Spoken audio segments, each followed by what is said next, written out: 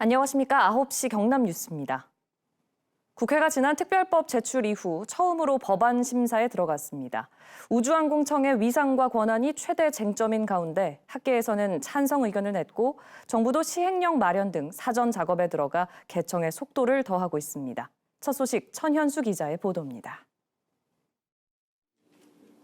국회 과학기술정보방송통신위에 제출된 우주항공 법안은 4가지. 과기부 산하에 독립된 우주항공청을 사천에 두는 정부 안과 대통령직 속 우주전략본부를 두는 더불어민주당 안으로 요약됩니다. 학계는 강력한 추진력을 갖도록 미국 나사를 모델로 한 우주항공청이 바람직하다는 의견을 제시했습니다.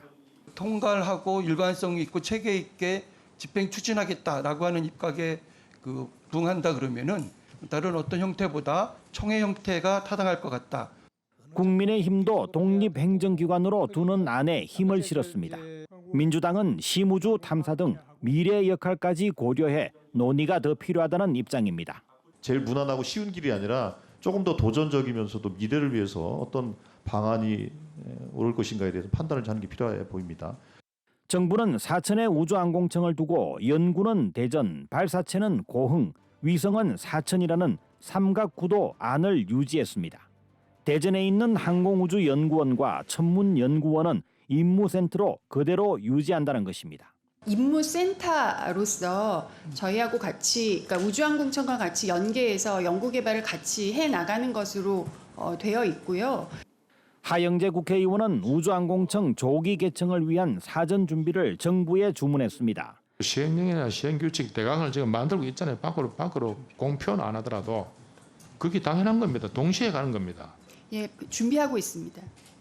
우주항공청 특별법이 국회로 넘어간 지 5달 만에 처음 열린 법안 심사는 여야의 큰 충돌 없이 마무리됐습니다.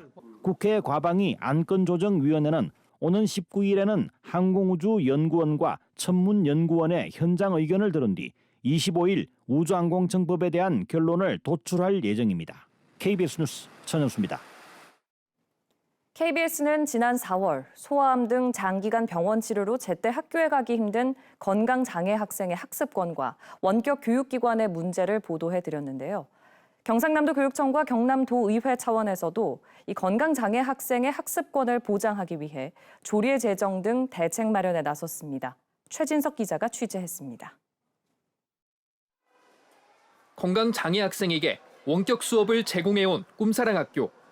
국어와 영어 등 주요 과목에만 한정된 수업과 원적 학교에서 치러야 하는 시험 평가 문제, 교사의 열악한 처우 등은 20년 가까이 해결되지 않았습니다. 모든 교과를 동영상 콘텐츠가 아닌 실시간 쌍방향 수업으로 학습할 수 있는 기회를 주시기를 요청합니다. 오히려 일부 교육청에서는 건강장애 학생을 위한 지원금을 삭감하기도 했습니다. 제도적으로 좀 더 안정적으로 학습할 수 있는 환경들은 꼭 구축해 주셔야 됩니다. 그래야만 저희들 교직원도 교육 안정성과 또 학생들의 교육의 안정성. 경남교육청과 경남도의회, 원격 교육기관이 한자리에 모여 해법 찾기에 나섰습니다. 경남도의회는 꿈사랑학교처럼 학교나 특수교육기관으로 인정받지 못하는 원격 교육기관이 정식 위탁교육기관으로 지원받을 수 있도록 조례 제정에 나섭니다. 여러 의원님들과 함께 노력을 해서 반드시 제정하려고 그렇게 준비를 하고 있고 또 도교육청하고도 계속해서 이야기를 나누고 있습니다. 경남교육청도 원격 수업과 병원학교 등의 예산 편성과 함께 빅데이터 인공지능 플랫폼인 아이톡톡으로 건강장애 학생의 교육을 지원하기로 했습니다. 현장의 목소리가 잘 반영될 수 있도록 학부모 및 도의회, 교육 관련 당사자들과 적극 소통하겠습니다. 학교 대신 원격 수업 기관에서 수업을 듣는 건강장애 학생은 경남 300여 명 등 전국에서 2,400여 명. 제도권 안에서 이들의 학습권을 보장하기 위한 논의가 20여 년 만에 본격적으로 시작됐습니다. KBS 뉴스 최진석입니다. 경상남도와 부산시, 울산시가 부울경 경제동맹으로 1,000만 인구의 광역 경제권을 만들기 위한 협력 사업을 추진하고 있는데요. 올해 반영된 국비가 3,200여 원 규모에 이르지만 그중 절반은 부산신항과 김해를 잇는 고속도로 사업비입니다. 올해 추진된 사업의 일부는 내년 예산에서 빠져 연속성이 있을지 우려도 나오고 있는데요. 내년 국비 반영 상황 손원혁 기자가 짚어봤습니다. 내년 정부 예산에 반영된 부울경 광역협력사업은 모두 15건, 3,200여억 원 규모입니다. 남북권 광역관광개발 사업과 부울경 수소버스 공동구매, 부산신항 김해분기점 고속도로 건설, 자치단체 대학 협력 기반 지역 혁신 사업 등입니다. 올해 국비에 반영된 광역협력 사업보다 900억 원이 늘었다는 게 경상남도 설명입니다. 전체 금액이 늘었다지만 절반은 부산신항과 김해 간 고속도로 사업, 올해 추진된 사업 일부가 내년 예산에서 빠지기도 했습니다. 올해 추진된 부울경 협력 사업은 19건, 초광역 연구개발 특구 사업과 캠퍼스 혁신파크 조성, 산업구조 변화 대응 특화훈련, 거제 마산 간 국도 5호선 건설 등 올해 예산에 있던 사업이 내년 예산에 반영되지 못한 것입니다.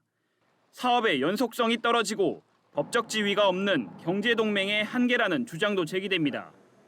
연속성이 떨어지고 제가 느꼈을 때는 이제 규모가 큰 사업을 할래야 할 수도 없고 아마 단기간으로 하고 규모를 축소시킬 수밖에 없겠죠. 경제동맹이 추진한 초광역 산악 융합지구 조성과 부산 양산 울산 광역철도 등 7개 사업 예산은 반영이 안 됐습니다. 경상남도는 정부의 건전 재정 기조도 이유 가운데 하나라고 밝혔습니다.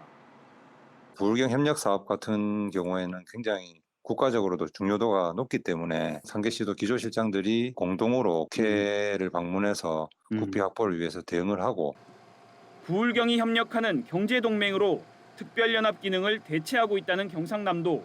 하지만 울산시와 부산시는 부울경 협력사업 국비 확보와 관련해 아무런 보도자료도 내지 않았습니다.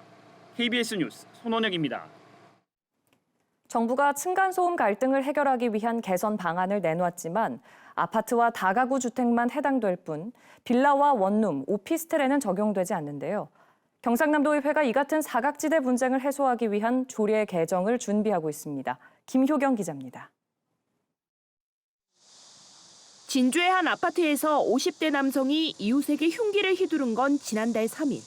층간소음 갈등이 원인이었습니다. 당시 현행법 체포됐거든요. 구속 영장을 발부받아가지고 구속을 시켰습니다. 그 상처가 중상이 아니고 갱매해가지고 다음날 세력이 바로 퇴원한 걸로. 최근 3년 동안 전국의 층간소음 관련 누적 상담 사례는 12만 9천여 건. 한 해 평균 4만 3천 건이 넘습니다. 경남에서도 같은 기간 층간소음 관련 상담 사례가 4,400건을 넘었습니다. 반복되는 층간소음 분쟁에 국토교통부는 지난해 8월 층간소음 개선 방안을 내놨습니다. 바닥 구조를 만든 뒤 사용 검사 권한을 가진 자치단체에 한 차례 제출하던 시공 확인서를 단계에 따라 3차례 이상 내게 하고 소음 저감 매트 설치에 최대 300만 원 지원과 500세대 이상 대단지 공동주택에 층간소음 관리위원회를 의무적으로 설치하게 한 겁니다. 하지만 이 법은 아파트와 다세대 주택만 해당될 뿐 빌라와 원룸, 오피스텔에는 적용되지 않습니다.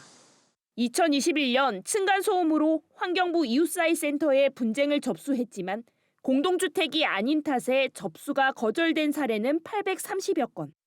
2020년보다 1.5배 늘었습니다.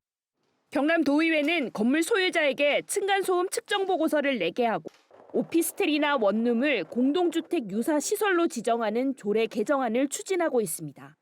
법 사각지대를 조례로 해결하겠다는 겁니다. 공동주택 층간소음 방지조례 일부 개정안은 오는 11월 임시의 심의를 거쳐 늦어도 내년 초에는 시행될 예정입니다. 앞서 서울시는 2017년 층간소음 관리 대상에 오피스텔과 원룸을 포함했고 부산시도 지난달부터 유사한 조례를 시행하고 있어 경남도 의회의 조례 개정이 효과를 낼지 주목됩니다. KBS 뉴스 김효경입니다.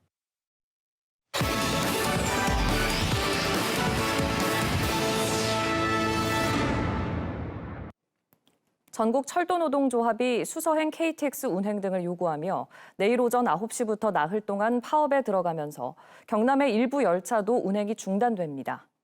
파업 첫날인 내일은 KTX 고속철도를 기준으로 상하행 28편 가운데 8편이 중단되고 금요일인 모레와 주말에는 36편 가운데 12편이 멈춰 운행률이 70% 수준으로 줄어듭니다. 철도노조 경남의 노조원은 420명으로 파악되며 경상남도는 오늘부터 비상수송대책 상황실을 운영하고 있습니다.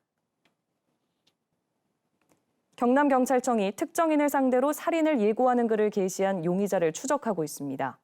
경찰에 따르면 지난달 30일부터 어제까지 유명 포털과 온라인 커뮤니티에 경남에 거주하는 20대 여성을 살해하겠다는 글 수십 건이 게시됐습니다.